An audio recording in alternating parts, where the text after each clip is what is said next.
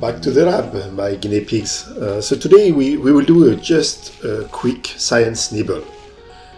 So do you remember this keyboard I got from eBay, right, when I bought my Macintosh Plus?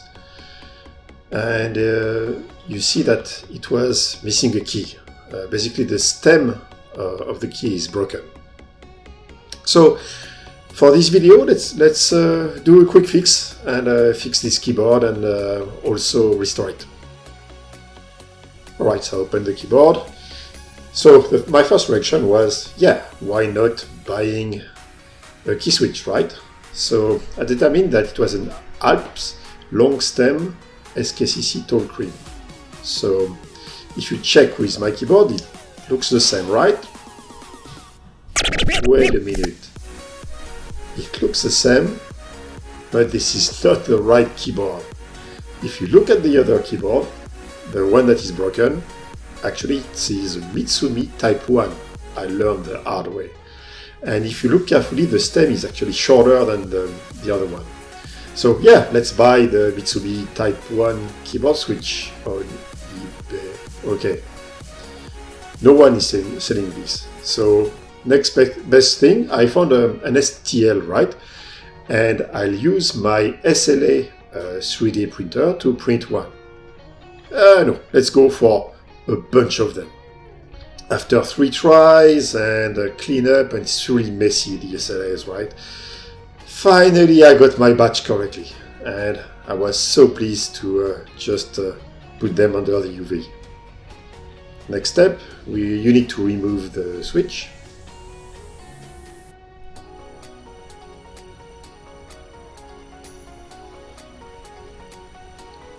Very carefully. And then you need to open the switch. So there are like 2 flaps on both sides, and you need to unclick them both, left and right. Hold on to your switch because there is, of course, a spring in there. You don't want that to jump all over the place. And carefully remove the top of your switch. Then comparing my 3D printed version with the original one, it looked very, very close. This 3D printer did a good job. And thank you so much for the person who actually put the model in, right? But when I really tried it, it was a little bit too tight, like fraction of a millimeters in all directions. So it's usual when you are 3D printing stuff, right? You need to adjust a little bit the dimensions, right? It's probably at 1 pixel it was over. So yeah, I went through it like several times, scratching and scratching. Every time you check where it is actually rubbing against the plastic, and you just adjust your shape.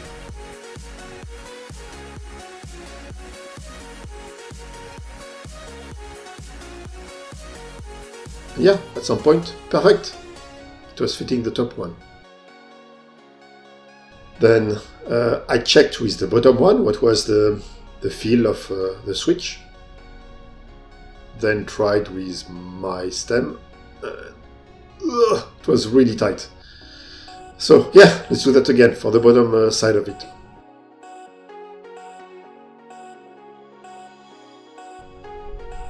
And now we talk, right? It's almost there. After a few back and forth, some cleanup.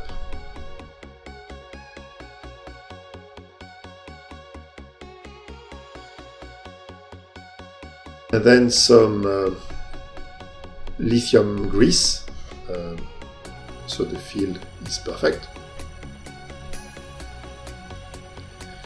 And just put that switch back together.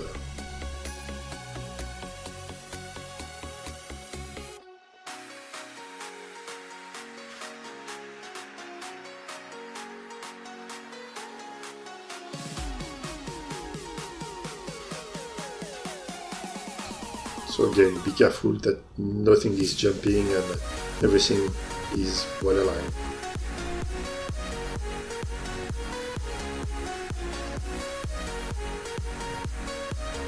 Okay, it's perfect. And yeah, the feel is actually very good. I was amazed that, yeah, it's like a new switch. So yeah, it's not because it feels right that it is actually working, so I use my bench power supply to be sure that the continuity is still there. Then I put it back on the keyboard.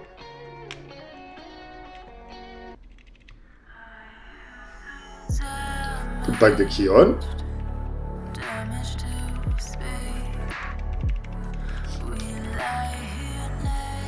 And put back this keyboard together.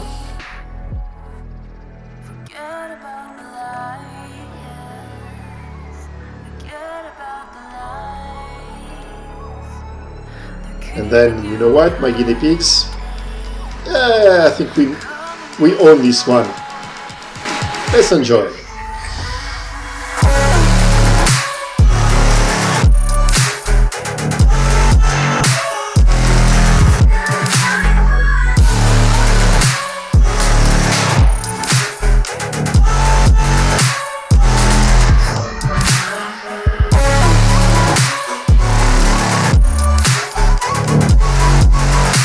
I hope you enjoy this little science bite. It looks like, yeah, SLA 3D printing works very well for those little keys then.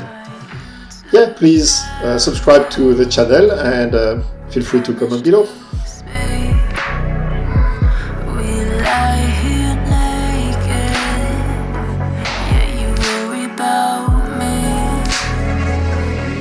Forget about the lies.